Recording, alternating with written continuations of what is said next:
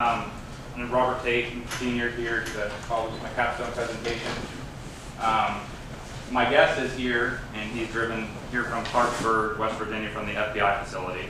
So I'd like to recognize him really quick if I can read a little bio. My guest is Roger Miller. He's a 24-year veteran of law enforcement, and he's a supervisor of the FBI's Law Enforcement Officers Killed and Assaulted program. He's assigned to the Criminal Justice Information Services Division, the Law Enforcement Support Services, and Crime Statistics Management Unit. He's responsible for the oversight of program development, research, data services, and instructions to internal and external law enforcement partners. During his law enforcement career, he has served with federal, state, and local law enforcement agencies to uniform patrol, emergency response, academy instruction, undercover narcotics and vice, school resource, crime prevention, and program management. His previous employers have included the U.S. Navy, Virginia Beach Police Department, National Institute of Justice, the North Carolina Department of Justice, and now the Federal Bureau of Investigations. Mr. Miller has held law enforcement instructor certifications with the FBI, Virginia, and North Carolina. He is a national level instructor on verbal judo, and his law enforcement certifications have included general instructor, specialized physical fitness, specialized firearms, SWAT, active shooter, and officer safety. We take a minute to give him a round of applause for Miller.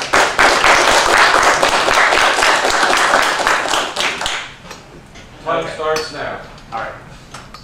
So I contacted the FBI Center in Clarksburg and talked with Mr. Miller and was given the problem of undercover law enforcement and the stresses that they face on and off the job. How this translates to their personal life, family, and issues at home, what it can lead to. I'm going to start off with a quote. A plainclothes officer does not have the protection of a duty belt or a badge. Even so, his or her most prevalent injuries remain psychological. So this research basically is on what you can't see. We can all see the physical injuries that happen to a law enforcement officer if they're involved in a shootout or involved in something, but a lot of the times, many calls that people go on or jobs they take as undercover officers, it's the psychological impact that nobody sees, and this is what I'm going to work on. An undercover officer, first and foremost, is somebody who takes on a persona of somebody, of a fictitious character, to try to solve a crime and to infiltrate something that they need to. Every day there are numbers of men and women who perform the role of undercover law enforcement officers. Undercover assignment can last from as short as a few hours to multiple years. It takes courage to go undercover. They risk family, health, and life in the pursuit of justice. It's an emotional roller coaster. It's been discussed, but it's been vaguely researched. My goal is to help officers cope with the stress and prevent it. I want to be both proactive and reactive. I think a lot of people focus on the reactive, what happens after they've encountered the stress. I would like to try to prevent the stress from happening. I want to learn lessons so this doesn't impact their friends and family and coworkers and themselves. Charlie Fuller, he was the executive director of the International Association for Undercover Officers. He has a history in law enforcement. He believes that this type of work, undercover law enforcement work, leads to drug addiction, alcohol addiction, failed marriages, and just mental and physical wear and tear. And he says the reason why is due to inadequate training. When you go to do training to do anything, to go, let's say you want to do hostage negotiation, they don't just find somebody who talks good and say, hey, you're really eloquent with your speaking, so we're going to make you go do this hostage negotiation. Or a SWAT, they wouldn't say, you did pretty good on the firing range today, so go out on this SWAT call right now and just take it. You need to have training. Most undercover training is, here's $40 to go buy some dope, and that's all the training that they have. It's based on undercover work is based on lies, and every officer or officers forget their place in life. They take on that alter ego, and sometimes they get consumed in it. Strip away the unit of authority, the uniform, and the officer. I'm ready to switch it. Oh, I was going to say. No. Yeah. Okay. Okay. All right. Like where's your slide at? Next slide. Now I'm ready. How's this work? I don't know. Federal Bureau of Investigation is my agency. There we go. Federal Bureau of Investigation was established in 1908 under President Theodore Roosevelt. James B. Comey is the director from 2013 to present time. The picture. It employs nearly 35,000 people. It's intelligence-driven and a threat-focused national security organization. And the FBI is involved in dangers too large or complex for any local or state authority to handle alone.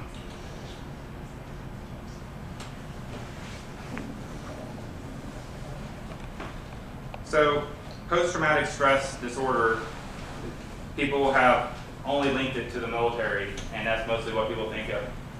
It is now being linked to law enforcement officers and first responders from the things that they see on the job.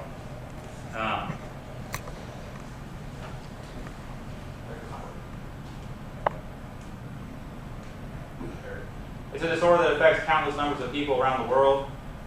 Definition is a disorder that disrupts the normal functioning of one's day-to-day activities. And the Diagnostic and Statistical Manual of Mental Disorders, which is the DSM-5, is the most current version, is published by the American Psychological Association, and they classify PTSD now as a trauma and stressor-related disorder.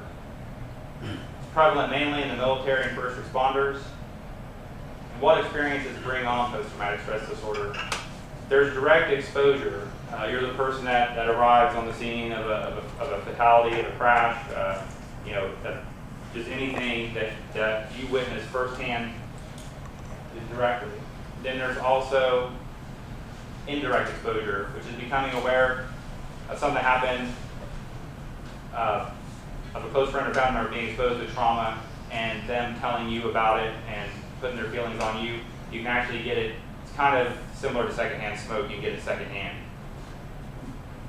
And repeated or extreme exposure to adverse conditions encountered by first responders, i.e. collecting body parts, witnessing child abuse, etc.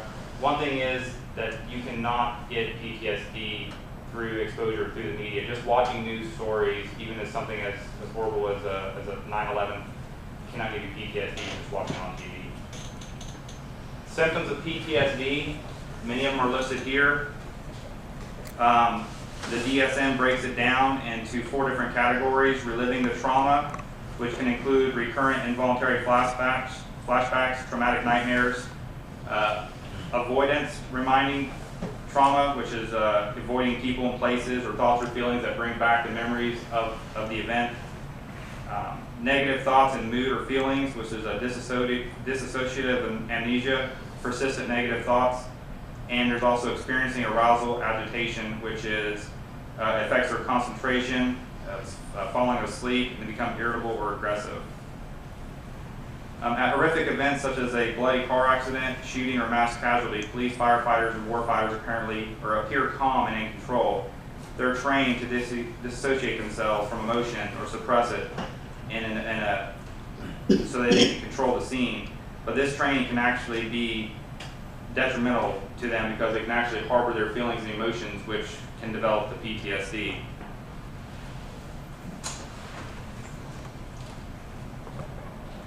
There's delayed onset PTSD, which can take months or years to show signs or symptoms. And it states that delayed onset PTSD must occur at least 6 months after a traumatic event. This is Officer Figueroa. He was an NYPD canine officer. He developed delayed onset PTSD after witnessing multiple traumatic events. He was at 9/11 when the towers went down. He spent 98 straight days digging through the rubble with his canine officer, looking for survivors or looking for body parts that were there. He said when he first got there, what he thinks started the whole thing was he was looking for survivors and he found a skull. The skull had no skin left on it. It was just something like you'd see in a museum. And he picked up the skull and he took it to his supervisor and he said, "Hey, look what I found. What are we going to do with it?" And they said, "We're looking for survivors right now. Throw that down. Move on."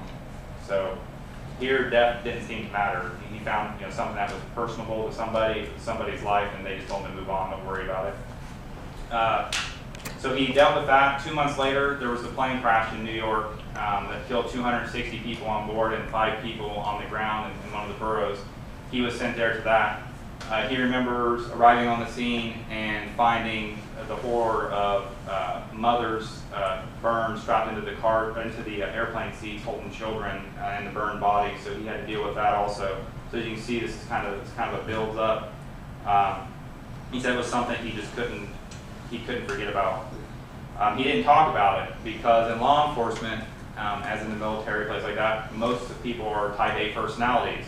So they think, we're macho men, nothing can faze us, we're not going to talk about it, just, I can deal with it myself. Well, that's detrimental to the mind. He said he was afraid of being called a wuss if he told anybody about it, even though he was feeling really emotional about everything that he had seen. 5 years later, one of his partners was hit by a car on duty, and seeing him on the stretcher in the hospital made everything bubble over, and he's completely lost it. He said he had night sweats, terrors, panic attacks, dry mouth, anxiety, heart palpitations, flashbacks daily.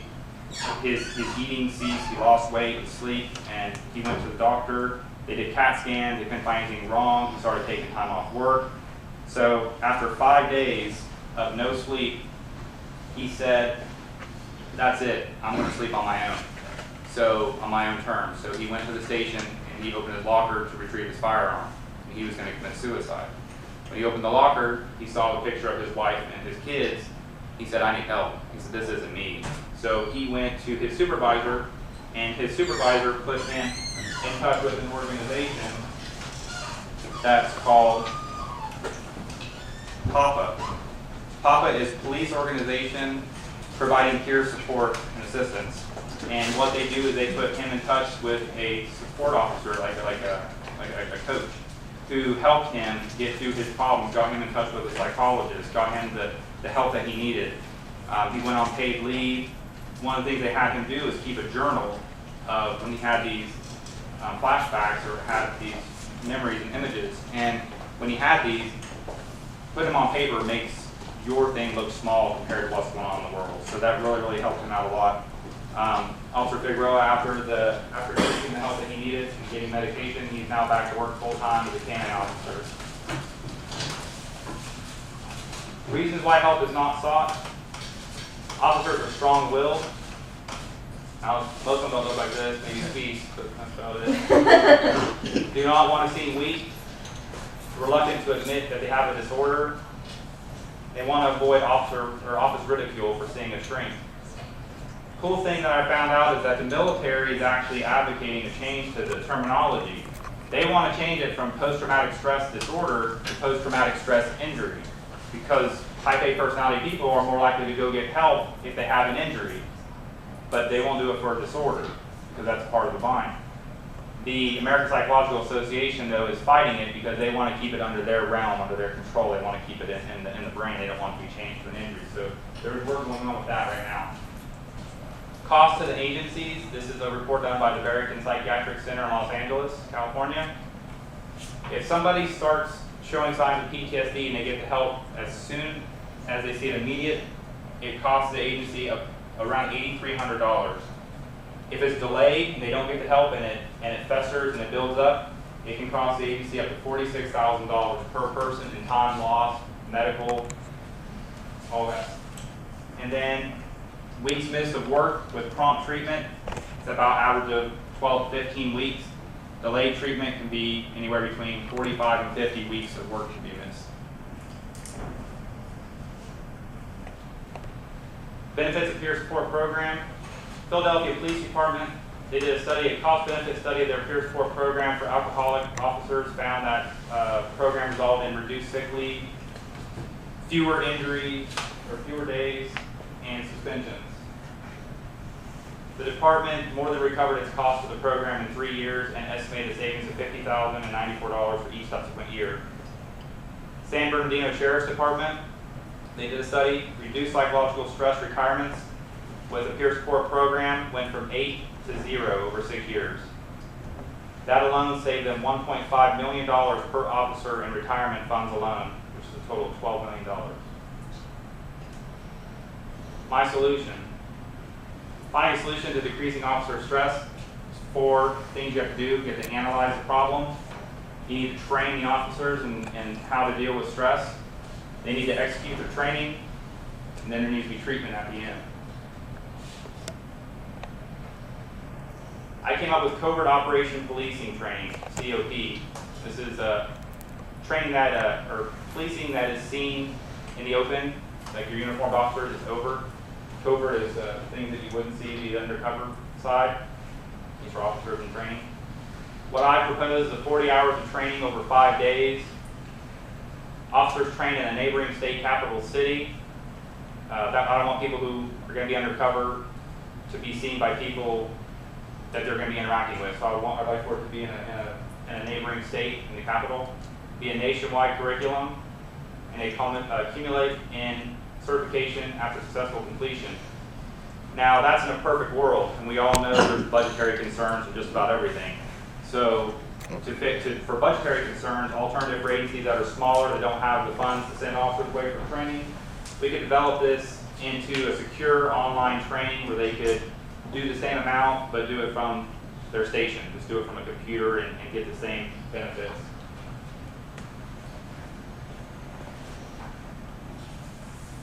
You guys are gonna laugh.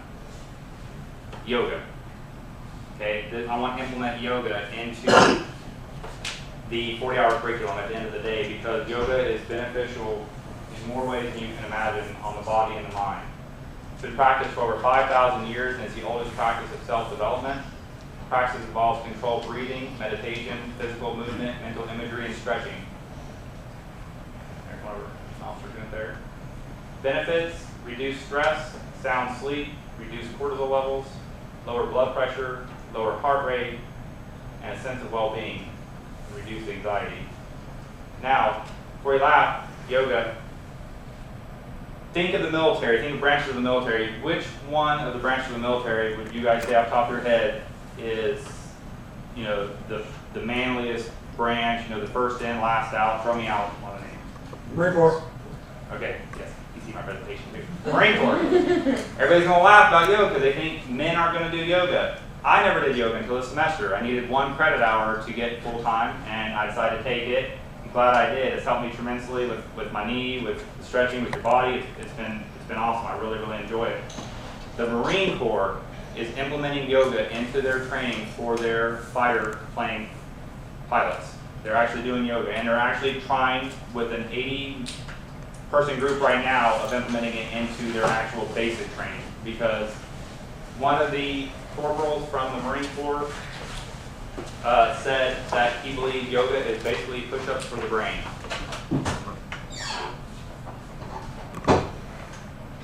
Toll-free hotline. I like that 24 hours, 7 day a week, 365 days a year, hotline for cops to call if they need help. I want them to be able to call someone confidential, tell them their problems. When I decided to do this, I was like 1866, I was thinking, what can I do? Cop to cop. And I was like, okay, that's what I'll do. And I typed it in, and there was actually something that's already being done, and it's in New Jersey. And officers can call that number. Acronyms 1866, cop to cop. Staffed by retired law enforcement officers and licensed clinical social workers. Available 24/7. It's already being used in New Jersey since the 1990s, and it's focused on suicide prevention and mental health. Basically, law enforcement officers are not going to talk to somebody unless they've walked in their shoes. They don't want to talk to somebody and tell them something they're not even going to understand.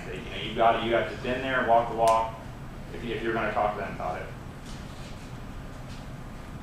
Last thing I'd like to leave you guys with. Next time you're stressed, just take a step back, inhale, and laugh.